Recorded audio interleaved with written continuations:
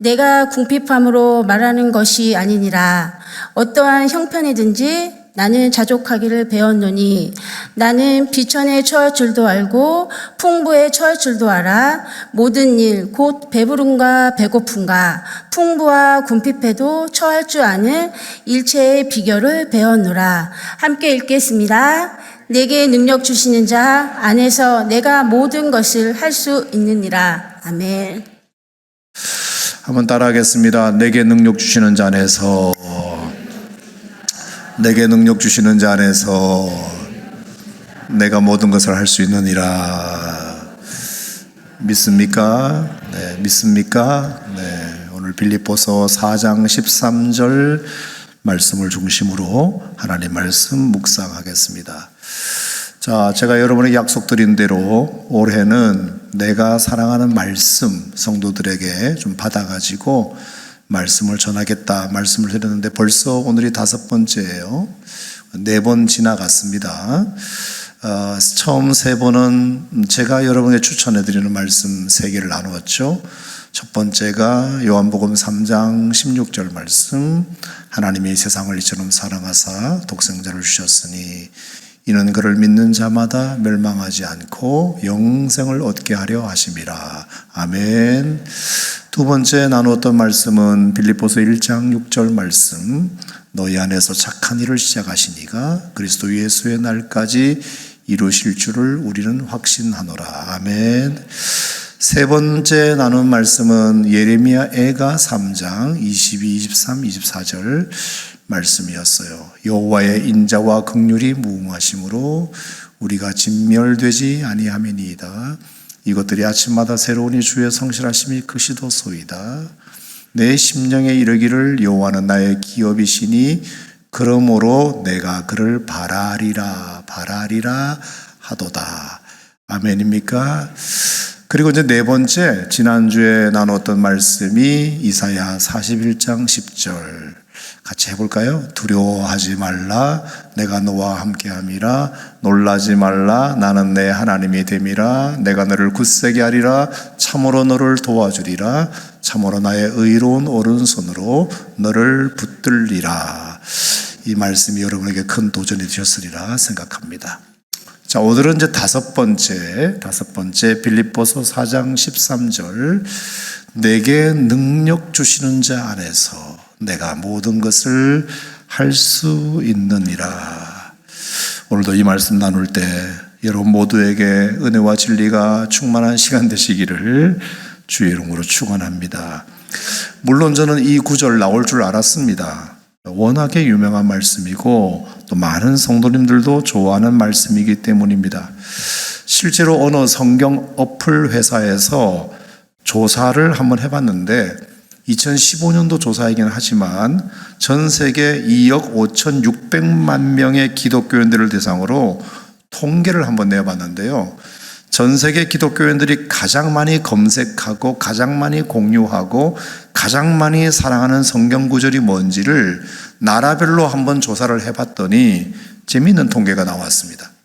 왜 그런지는 잘 모르겠습니다만 예컨대 중국과 홍콩에 사는 그리스도인들에게는 빌립보서 4장 6, 7절 말씀이 최애 말씀으로 검색되었답니다.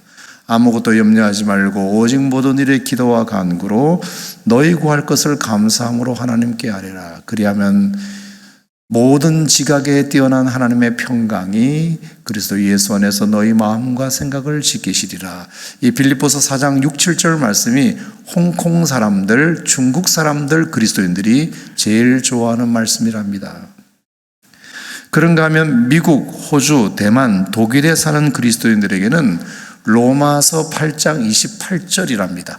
우리가 알거니와 하나님을 사랑하는 자 곧 그 뜻대로 부르심을 입은 자들에게는 모든 것이 합력하여 선을 이루느니라 라는 로마서 8장 28절이 미국 사람들에게, 호주, 대만, 독일 사람들에게 제일 좋아하는 말씀으로 2015년 통계이긴 하지만 어쨌든 그렇게 됐고, 또 이스라엘이나 아프가니스탄이나 프랑스, 스웨덴의 그리스도인들은 여호와께서 천하의 왕이 되시리니 그날에는 여호와께서 홀로 한 분이실 것이요 그의 이름이 홀로 하나이실 것이라 라는 우리에게는 다소 생소할 수도 있는 스가랴 14장 9절이 그들의 최애 말씀으로 조사가 됐고요.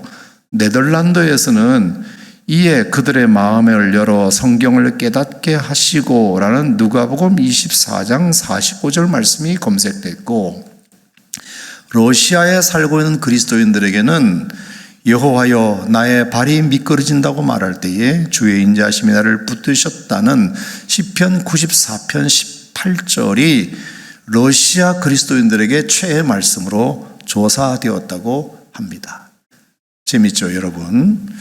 아마 잘은 모르지만 그 나라 사람들 나름의 역사와 정서와도 관련이 있어서 그렇지 않을까 생각하는데, 자, 그렇다면 우리의 궁금증은 우리나라 대한민국 사람들에게, 성도들에게 가장 좋아하는 최애 말씀으로 2015년 통계 기준으로 어떤 말씀이 뽑혔을까? 오늘 저와 여러분이 함께 나누는 빌립보서 4장 13절 말씀이더라.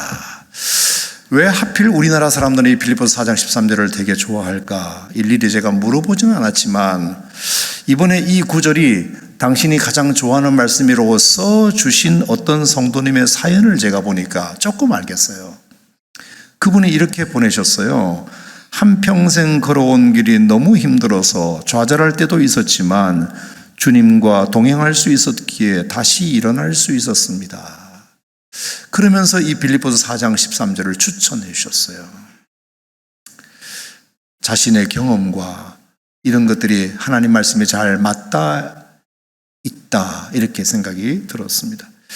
어쨌든 우리나라는 천연 자원도 부족하고 땅도 조금 해서 오로지 국민들이 각자의 인적 자원을 키우지 않으면 이 글로벌한 경쟁 사회에서 살아남지 못한다는 절박함이 유독 큰 나라가 대한민국 아니겠습니까?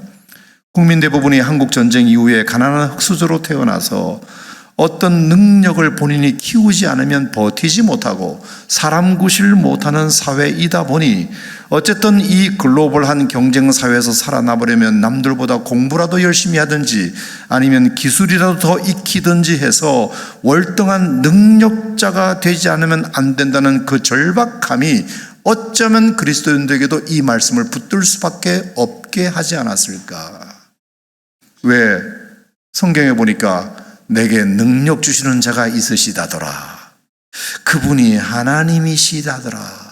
이래가지고 뜨겁게 새벽마다 그 능력자 하나님을 붙들면서 그 능력이 나에게도 임하게 해달라고 새벽마다 밤마다 기도하면서 나도 하나님 뭐든지 할 수 있는 능력을 주세요, 부어주세요 이러면서 부르짖고 노력한 결과 오늘의 번영도 이루게 된 건 아닌가.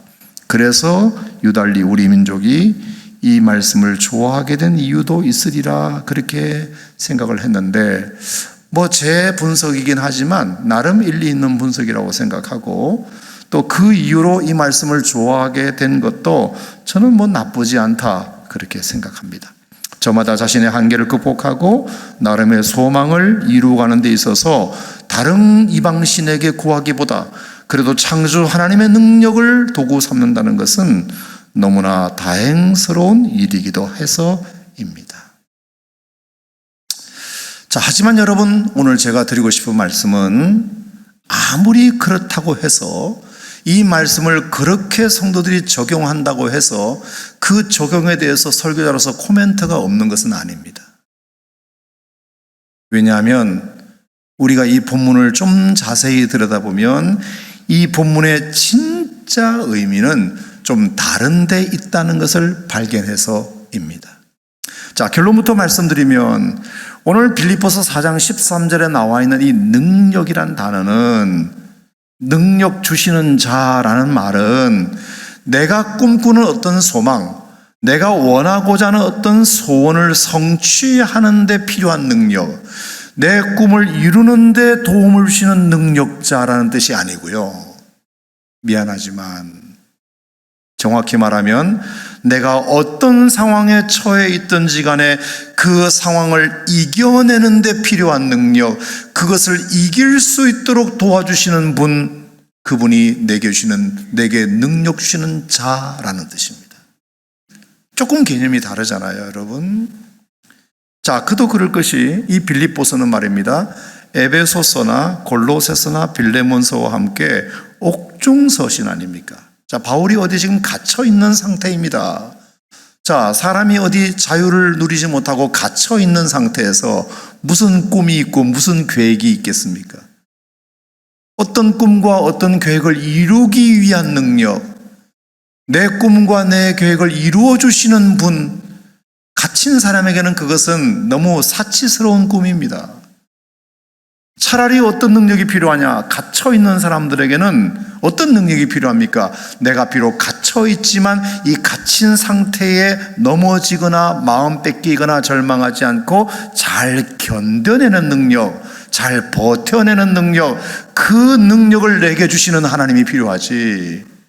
내가 무슨 위대한 꿈이 있어서 내가 그 꿈을 성취하는 능력, 그 성취할 수 있도록 도와주시는 하나님, 그것은 갇혀있는 사람에게는 사치스러운 것이기 때문이죠. 그렇게 보면 내게 능력 주시는 자라는 말의 이 능력은 내 꿈을 이루도록 도와주는 능력이 아니라 내가 어떤 상황이 있든지 간에 그 상황을 잘 견뎌내고 잘 이겨내는 능력을 의미한다고 보는 것이 맞는 것 같아요. 물론 바울이 지금 갇혀 있다고 말은 했지만 우리가 생각하는 어떤 차디찬 지하 감옥이나 볕 하나 들지 않고 하루 24시간 365일 쇠사슬과 착고에 매여 맨날 매나 맞고 고문당하는 그런 감옥은 아닙니다. 정확하게 말하면 바울은 지금 어떤 한 집에 격리되고 연금되어 있는 상태를 말합니다. 이걸 이제 가택연금이라 하잖아요. 자, 이것은 바울이 로마의 재판을 받으러 압송되어 왔는데 막상 로마에 압송되어 오고 보니 소송을 제기한 당사자인 원고 측이 아직 도착을 안 한 겁니다. 여러분 아신 대로 재판이 이루어지려면 피고 측과 원고 측이 같이 재판장에 가야 합니다. 근데 피고는 도착했는데 소송을 제기한 원고 측이 아직 안 오는 거예요. 자, 이 원고가 누굽니까? 유대인 지도자입니다. 바울이 예수 복음을 전한다고 해가지고 예수가 그리스도라는 복음을 전한다고 해서 못마땅한 나머지 유대인 지도자들이 고발을 해서 지금 바울이 이적인경이 되어서 여기까지 온 것 아닙니까? 그럼 그 원고 측도 재판장에 와서 증언을 해야 재판장이 듣고 판단을 할 것 아닙니까? 자, 그래서 로마 정부에서는 일찍이 공문을 보내가지고 빠른 시일 내에 당신들이 로마 법정에 와서 바울을 왜 고발하게 되었는지 그 내용을 증언하라고 공문도 보내놓은 상태입니다. 그런데 그 원고 측이 아직 도착을 안 한 겁니다. 여러분 왜 도착을 안 했을까요? 공문 보낸 지가 오래됐는데 왜 바울이 2년이나 가택연금 가운데 있었을까요? 그것은 뭐냐면 아무리 그들이 고발을 했더라도 말입니다. 그들이 쉽게 올 수 없는 이유가 있습니다. 첫째는 바울이 고소를 당하긴 했지만 그 문제가 어떤 살인이나 강도나 성폭행이나 무슨 절도나 이런 중대한 범죄를 저지른 게 아니고 순종교적 문제인데다가 그 재판은 바울이 로마 시민권자인 까닭에 로마 법정에서 진행되어야 하기 때문에 소송 당사자인 유대인들이 로마 법정에 와봤댔자 남의 나라 법정에서 이긴다는 보장이 없기 때문입니다. 여러분 한국 사람이 미국 법정에 가가지고 재판을 이긴다는 것은 꿈을 꾸지 못하잖아요. 그러니까 일단은 소송은 진행 중이니까 로마 정부에서는 그래서 바울에게 뭐라고 말했느냐, 저 원고 측이 도착할 때까지 당신이 어디 새빵이라도 얻어가지고 잠깐 대기해라, 그렇게 된 겁니다. 하지만 도망은 가면 안 되니까 우리 병사를 보내가지고 당신 지켜야 되겠어 라고 군사를 보낸 것입니다. 자, 그런데 그들은 아무리 기다려도 오지를 않는 겁니다. 재판은 진행이 안 되는 겁니다. 그렇다고 풀어줄 수도 없는 겁니다. 그래서 로마법에 의해서 재판받기 전에 법정 만료 기간이 2년인데 그 2년은 어쨌든 간에 채워야 했던 현실 때문에 바울은 지금 가택연금에 들어갈 수밖에 없었다. 자, 그러니까 결론을 말해보면 감옥은 아니니까 다행이긴 하지만 어쨌든 격리되어 살아야 하는 시간이 자그마치 2년이나 되었으니 불편한 것은 당연한 것입니다. 아무리 자기 집이어도 우리가 코로나 격리 일주일도 답답하고 힘들었던 것처럼 2년의 기간은 참 많이 답답하고 많이 힘들었을 거라고 생각합니다. 어디 바깥에 나가지도 못하고 하고 싶은 거 마음대로 하지도 못하고 꼼짝없이 자기 새방에 군사가 지키고 있는 가운데 살아야 했으니까. 자, 그런데 놀라운 것은 지금부터인데 바울은 이 2년 동안 자유가 없는 가운데서 갇혀 살듯 살았지만 이 기간이 너무 좋았던 것 같습니다. 나름 너무 좋았던 것 같습니다. 세 가지 이유 때문인데요. 첫 번째, 사도행전 28장을 한번 보겠습니다. 자, 첫 번째, 이 갇혀있는 기간이 나름 좋았던 이유가 있는데, 자, 사도행전 28장 30절 보겠습니다.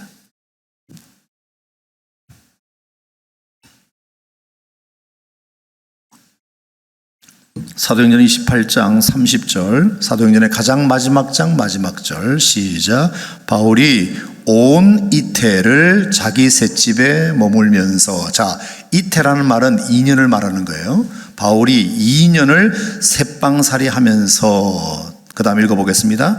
자기에게 오는 사람을 다 영접하고 하나님의 나라를 전파하며 주 예수 그리스도에 관한 모든 것을 담대하게 거침없이 가르치더라. 자, 이게 무슨 말일까요? 내가 바깥에 나갈 자유는 없지만 사람들이 나를 찾아올 자유는 있었기 때문에 찾아오는 모든 사람들에게 바울이 뭘 했다? 복음을 전했다. 할렐루야. 거침없이 담대하게 복음을 전해서 지난 2년 동안이 나에게는 너무 소중한 시간이었다는 겁니다. 비록 내게 자유는 없지만, 내가 재판을 기다리고 있는 상황이었지만 그 재판이 어떻게 결과가 될지 그것은 하나님께 맡겨드리고, 일단은 지난 2년 동안 내가 바깥에 출입은 못해도 밖에 있는 사람이 나를 만나러 올 수는 있었으니까 오는 사람들마다 어쨌거나 복음을 전해서 그 사람들에게 복음을 전할 수 있는 기회가 되었다는 것이 너무 고맙다. 자, 빌립보서 1장으로 다시 가겠습니다. 빌립보서 1장 12절. 자, 그래서 어떤 일이 일어났느냐고 고백했느냐. 자, 빌립보서 1장 12절 시작. 형제들아, 내가 당한 일이 도리어 복음 전파의 진전이 된 줄을 너희가 알기 원하노라. 할렐루야. 내가 당한 일이 복음에 오히려 진전이 되었다는 것이 나에게는 너무 고마운 기간이었어. 그러니까 바울은 찾아오는 사람들에게 복음을 전하고 찾아올 수 없는 사람에게는 편지를 써서 복음을 전하고, 여러분 그게 뭐예요? 소위 옥중서신하고 말하는 에베소서, 빌립보서, 골로새서, 빌레몬서죠. 오는 사람에게는 말로 전하고 오지 못하는 사람에게는 글로 전하는 이 2년의 기간이 나에게는 너무 소중한 기간이었다는 거예요. 어떤 상황이든지 복음의 진보가 일어났다는 것이 나에게는 너무 좋은 기간이었어. 사람들이 나를 걱정 많이 해주는데 사실 나에게는 너무 좋은 기간이었다는 겁니다. 사랑하는 오산침례교 성도 여러분, 여러분 2023년 한 해를 살 때도 이런 일이 일어나기를 바랍니다. 어떤 상황일지라도 복음의 진전이 있기를 바랍니다. 누구를 만나든지 한 자라도 더 복음을 전하고 한마디라도 더 예수를 전할 수 있다면, 여러분 그 상황이 중요한 게 아니라 그 상황을 통한 열매가 너무 귀하다. 자, 두 번째 바울이 좋았던 게 있습니다. 자, 그것은 빌립보서 2장 25절입니다. 자, 빌립보서 2장 25절. 자, 나름 참 좋았던 이유가 뭐냐? 빌립보서 2장 25절 다 같이 시작. 그러나 에바브로디도를 너에게 보내는 것이 필요한 줄로 생각하노니 그는 나의 형제요 함께 수고하고 함께 군사된 자요 너희 사자로 내가 쓸 것을 돕는 자라. 자, 여기 에바브로디도가 나옵니다. 빌립보 교회 성도들에게 고마운 마음을 전하면서 에바브로디도를 너희가 나한테 보내줘가지고 내가 쓸 것을 도와주었지 않았느냐 이 뜻입니다. 함께 나와 군사된 자요 함께 나와 수고해준 그는 나의 좋은 형제였다. 자, 이게 무슨 얘기냐면은, 자, 빌립보 교회는 유럽에서 최초로 세워진 교회죠. 유럽의 첫 교회예요. 바울에게도 유럽의 첫사랑과 같은 교회예요. 당연히 빌립보 교회 성도들에게는 바울 선생님이 그들에게 가장 고마운 전도자예요. 바울 선생님 때문에 빌립보의 교회가 유럽의 첫 교회가 생겼으니까요. 그래서 이 빌립보 교회는 늘 사도 바울이 자기들을 떠나서 다른 곳에서 복음을 전하시더라도 늘 관심을 가졌어요. 부족한 거 있으면 도와드리려고 마음을 먹었어요. 자, 그래서 그 증거가 어디에 나오느냐? 빌립보서 4장을 보세요. 빌립보서 4장 15절 말씀인데요. 빌립보 사람들아 너희도 알거니와 복음의 시초에 내가 마게도냐를 떠날 때에 주고받는 내 일에 참여한 교회가 너희 외에는 아무도 없었느니라. 빌립보 교회 너희들 외에는 나를 돕는 교회가 없었다. 그러면서 16절에 데살로니가에 있을 때에도 너희가 한 번뿐만 아니라 두 번이나 나의 쓸 것을 보내지 않았느냐. 고마운 빌립보 교회. 빌립보 교회를 떠나도 데살로니가 교회 가든 어디를 가든 늘 빌립보 교회는 사도 바울의 사역을 후원하고 돕기 위하여 최선을 다했다는 것입니다. 최선을 다했다. 그러다가 바울 선생님이 이제 로마의 가택연금 가운데 있다는 소식을 듣고 역시 빌립보 교회는 가만히 있지 않고 헌금을 많이 모아가지고, 그리고 누구 편에? 에바브로디도 편에 그 헌금을 전달해서 셋집에 사니까 월세도 내야 되고, 그리고 장도 봐야 되고, 그러니까 바울은 나갈 수 없으니까 네가 가서 장도 좀 받아들이고 어디 동사무소 갈 일이면 편의도 좀 해드리고. 그래서 그 에바브로디도가 빌립보 교회 파송을 받아가지고 헌금도 가져와서 도와드리고, 장 받아드리고 심부름도 해드리고, 그리고 찾아오시는 손님들 서빙도 해드리고, 이 일을 에바브로도가 다 한 것입니다. 다. 지난 2년 동안 나는 자유가 없었지만 나를 찾아오는 사람들에게 복음을 전할 수 있어서 너무 좋았고, 지난 2년 동안 내게 참 부족한 것이 많았지만 빌립보 교회 당신들이 나를 도와주고 에바브로도를 보내주어서 나를 이렇게 섬김받게 했으니 나는 지난 2년 동안 너무 감사한 시절이었어. 그 섬김이 얼마나 넉넉했는지, 자 18절, 4장 18절, 내게는 모든 것이 있고 토 풍부한지라 에바브로디도 편에 너희가 준 것을 받음으로 내가 풍족하니. 자, 이해하셨죠? 얼마나 빌립보 교회가 좋은 교회였는지 몰라요. 2년 동안 우리 바울 선생님 외롭고 힘드실 텐데 뭐는 먹고 사시나? 우리가 가서 좀 도와드려야지. 다 갈 수는 없으니까 헌금이라도 해야지. 에바브로도 당신 너라도 가서 좀 도와드려. 그러니까 외롭고 힘들지만 그 멀리 있는 교회 성도들의 사랑을 먹고 사는 바울 목회자의 마음이 얼마나 감동이 되었을까요? 설날이라고 저한테 이렇게 사과 박스 주신 분 감사드려요. 홍삼도 주셔서 감사드려요. 한과도 주셔서 감사드려요.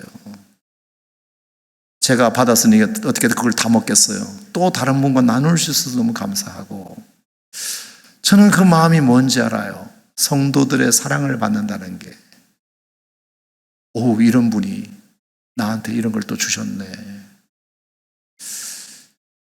그냥 잠깐이라도 기도하면 그 마음이 바울의 마음이었을 거라는 생각이 듭니다. 나를 잊을만도 한데, 안 해도 그만인데, 다른 교회는 안 하는데 빌립보 교회는 지금도 나를 잊지 않고 헌금 보내고 사람 보내서 나를 서브하게 만들고, 지난 2년이 너무 행복했다. 복음의 진전이 있어서 행복했고, 내가 섬김 받을 수 있어서 행복했고. 할렐루야. 자, 이해하셨죠?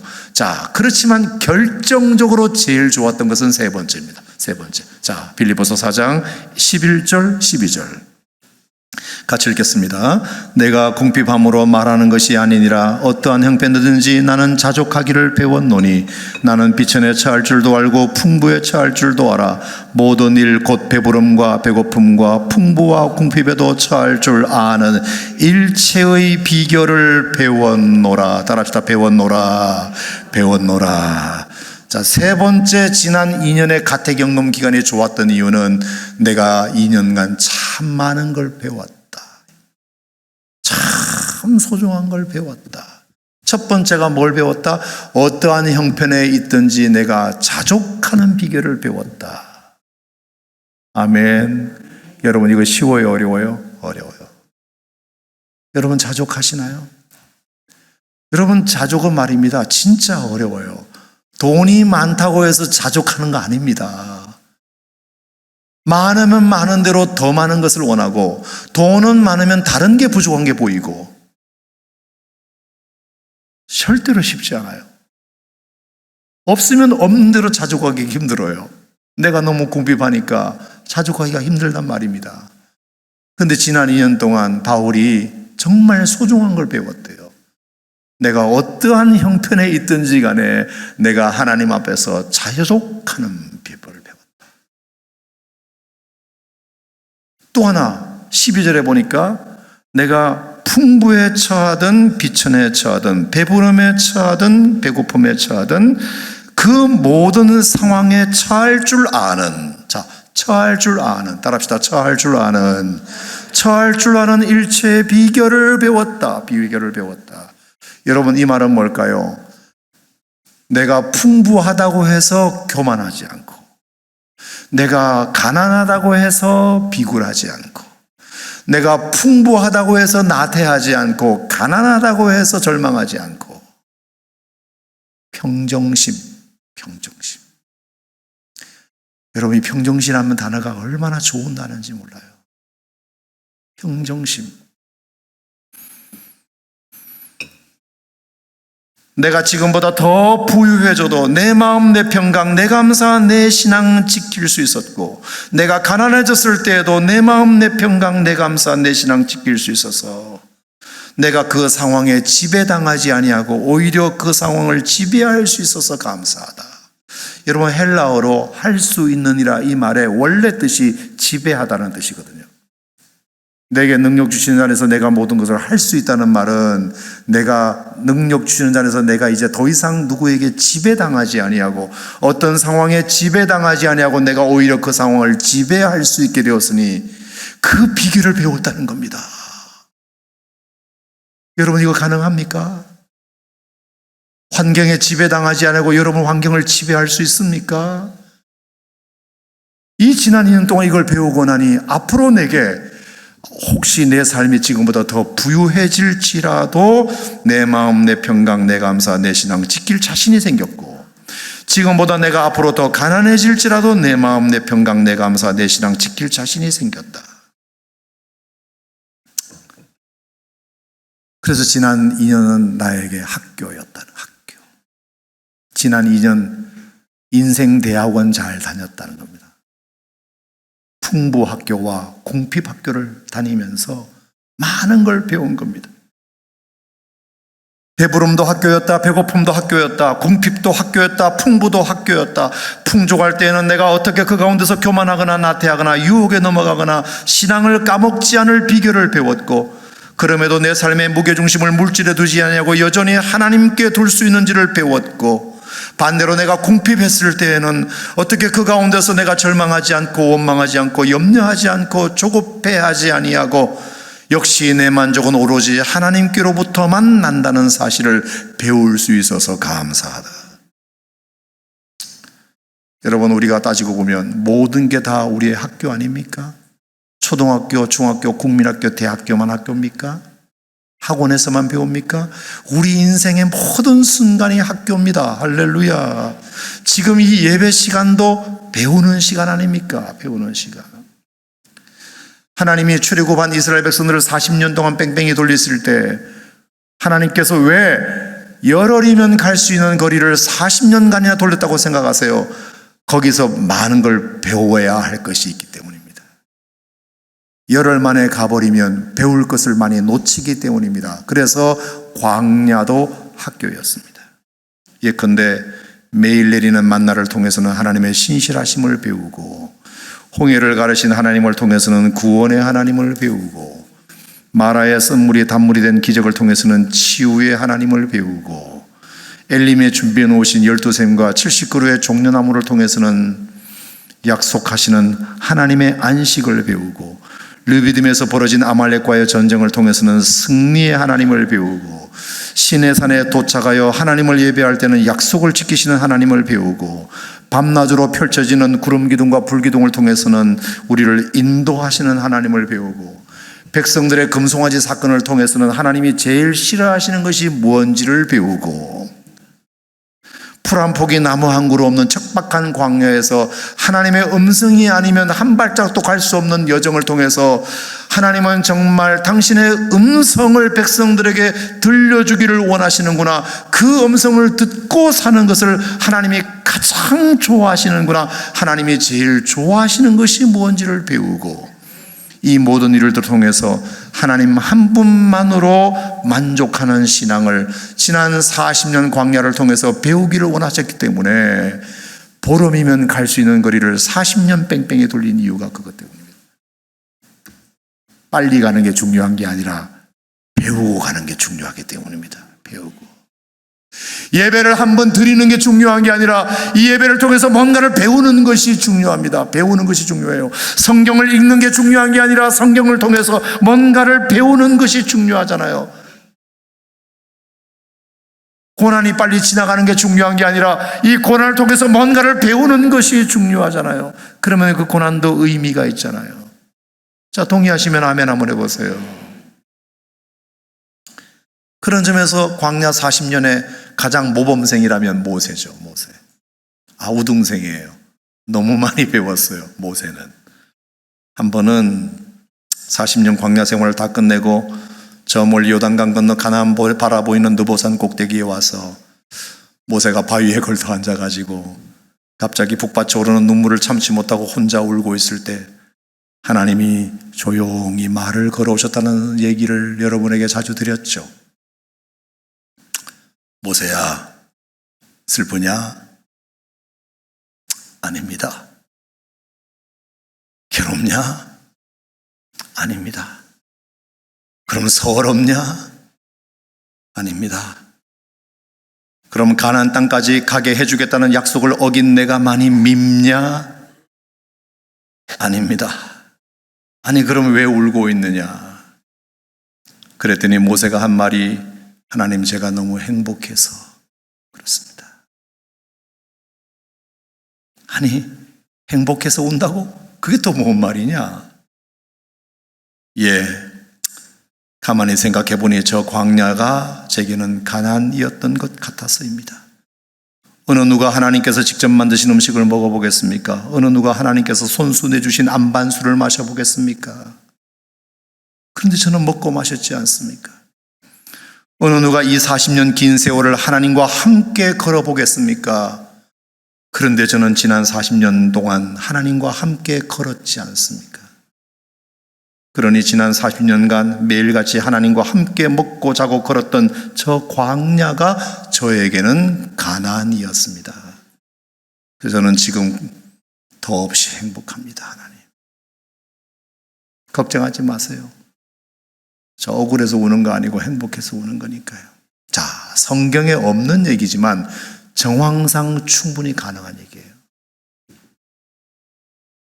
모세는 지난 40년 동안 너무 많은 것을 배웠어요. 하나님과 함께 걷는 것만으로도 족한 법을 배웠어요. 여러분, 40년이나 50년 신앙생활에도 이거 못 배우고 가는 사람 많아요. 성경에서 하나님이 가장 가르치기를 원하시는 것이 뭐냐? 너 하나님 한 분만으로 만족할 수 있어. 이거 가르치기를 원하시는데 50년 교회 다녀도 이거 못 배우고 가는 사람 많은데 모세는 지난 40년 동안 정확하게 배웠어요. 이거. 저 이제 하나님 한 분이면 돼요.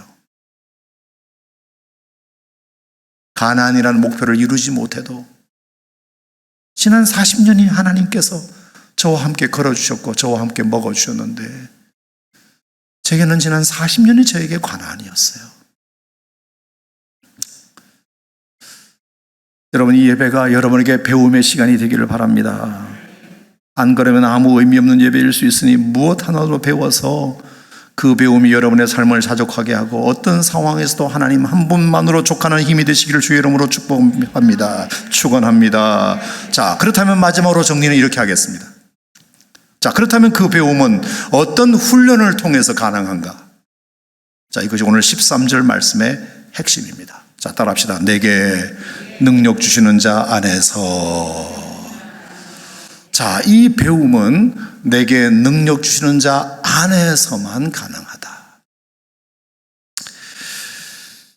In Christ, 헬라어로 en Christo.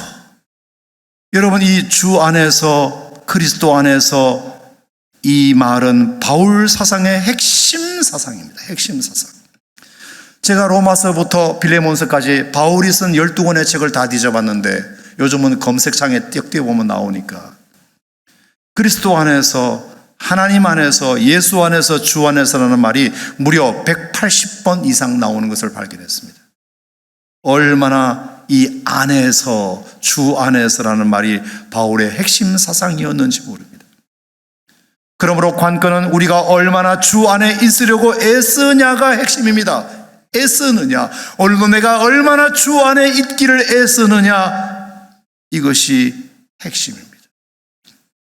여러분, 그러면 하나님 안에서 하나님 한 분만으로 만족할 수 있고 부유해도 교만하지 않고 가난해도 비굴하지 않은, 부유해도 나태하지 아니하고 가난해도 절망하지 않는 그런 비결을 여러분 배울 수 있습니다. 우리가 주 안에 있으려고 애쓰기만 하면. 여러분, 주 안에 있는 자에게 어떤 혜택이 있나요? 첫 번째, 하나님이 보호해 주십니다. 보호해 주십니다. 자, 그림을 생각해 보세요. 내가 있고 주님이 바깥에서 나를 보호해 가시고, 마치 어미의 양수의 보호를 받은 태아가 어머니 뱃속에서 보호를 받듯이 우리가 주 안에 있으면 하나님이 보호해 줄 것 아닙니까? 아멘. 물 가운데 지날지라도 침몰치 못하게 하실 것이며 불 가운데 지날지라도 타지 않도록 하나님이 보호자가 되어주신다, 방패가 되어주신다, 세상에 더럽고 악하고 초악한 세력으로부터 우리를 지켜주신다. 여러분, 주 안에 있기를 애쓰시기를 주의 이름으로 축복합니다. 두 번째, 주 안에 있으면 쿠션도 되어주신다. 쿠션. 자, 쿠션 뭔지 알죠? 여러분, 지금도 쿠션이 있는 의자에 앉아 계시잖아요.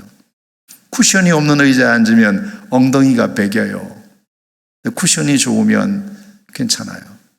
좋은 차를 사람들이 타려고 하는 이유 중에 하나도 요철 같은 거 지나갈 때 쿠션이 없는 차를 타면 탕탕 튕겨요. 근데 쿠션이 있는 좋은 차를 타면 요철이 지나갔나 몰라요. 완충작용을 해줘요. 흡수해줘요.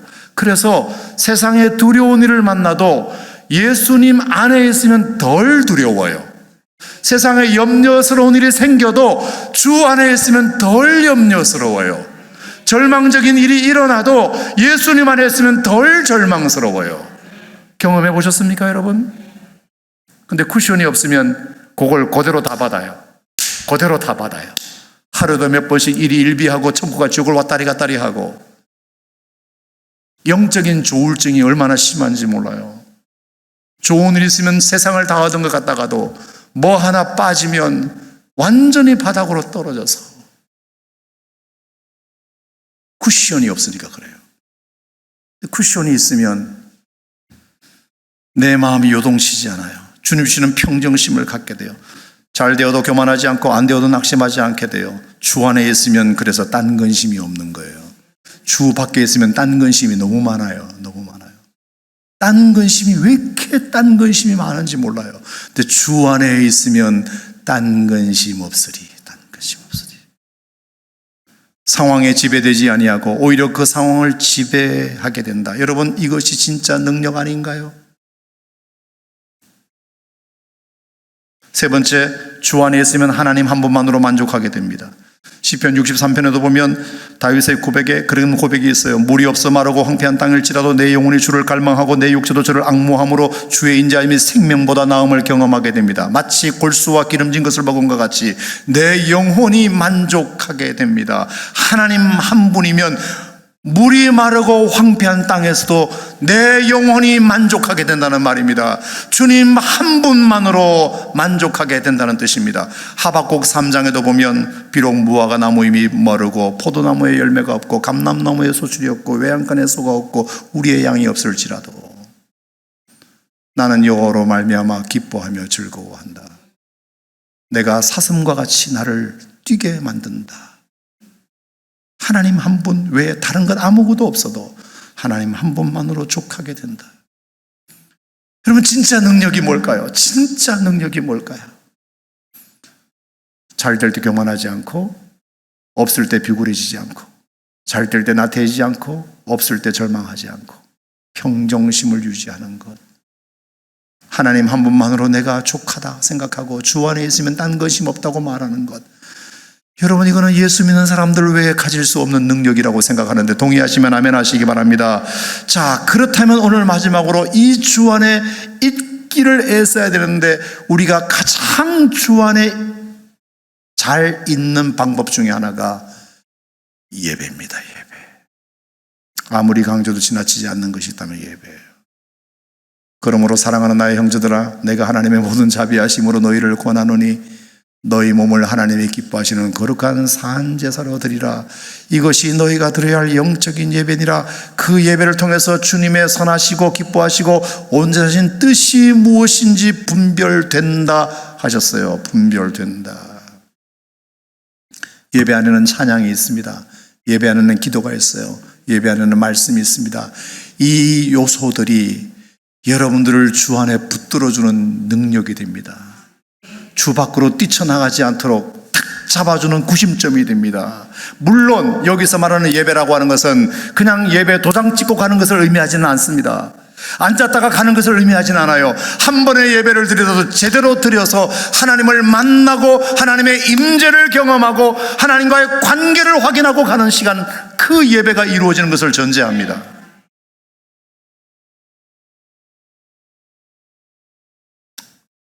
오늘날 많은 한국교회 성도들이 예배 자리는 앉아갔다 가지만 하나님을 배우지도 않고 하나님의 임재를 경험하지 못하고 그냥 스탬프 찍고 가는 겁니다. 제가 지금 그 예배를 말하는 게 아니고 내가 주 밖에 하마터면 뛰쳐나갈 뻔했는데 이 예배를 통해서 하나님이 나를 다시 한번 잡아주셔서 주 안에 있도록 나를 붙잡아 주시는 그것을 경험해야 되잖아요. 말씀을 통해서 붙잡아 주시고 찬양하면서 하나님이 나를 다시 붙들고 계시구나. 주 밖으로 뛰쳐나가지 않도록. 아멘. 그래서 이 예배가 회복되어야 합니다.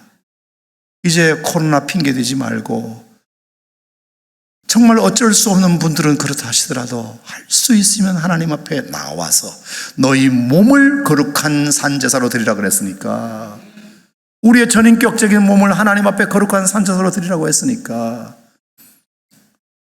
우리의 몸을 하나님 앞에 온전히 드려서 하나님이 나를 한 번 더 잡아주시고 뛰쳐나가지 않도록. 여러분, 배가 어쩔 수 없이 운명상 물 위에 있을 수밖에 없지만 그 물이 뱃속으로 들어와 버리면 배는 가라앉습니다. 절대로 우리는 배 안에 있어야 됩니다. 배 안에 없으면 우리는 물 안에 들어갈 수밖에 없어요. 여러분, 하나님 안에서 늘 주 안에 있기를 바랍니다. 그리고 그것에 세상 물결이 침범하지 못하도록 주의하시기 바랍니다. 우리가 주 밖에 뛰쳐나가지 않기를. 여러분, 그렇게 되면 계시록 14장 13절에 보니까 세상에 무슨 말씀까지 있느냐? 주 안에서 죽는 자들은 복도 있다 그랬습니다. 복이 있다. 삶과 죽음이 중요한 게 아니라 주 안에 있느냐 주 밖에 있느냐가 제일 중요한 겁니다. 우리에게는. 그러면 그분이 내게 능력을 주셔서 내가 모든 것을 할 수 있게 될 것입니다. 여러분의 소원을 이루는 것은 말할 것도 없고 어떤 상황에서든지 잘 견디고 잘 참아낼 수 있고, 고린도서 13장 7절 말씀에 의하면 모든 것을 바라고 모든 것을 믿으며 모든 것을 견디고 모든 것을 한다는 말이 있잖아요. 결국은 내게 능력 주신 자에서 내가 모든 것을 할 수 있다는 말은 그 말에 대입해 보면 됩니다. 내게 능력 주신 자 안에서 내가 모든 것을 참고 견딜 수 있느니라. 내게 능력 주신 자 안에서 내가 모든 것을 믿고 바랄 수 있느니라. 하나님 안에 있으면 그 모든 것들이 다 가능하다. 견딜 수 있는 것은 견뎌내고 바랄 수 있는 것은 바라며 우리가 그렇게 나아가는 것이죠.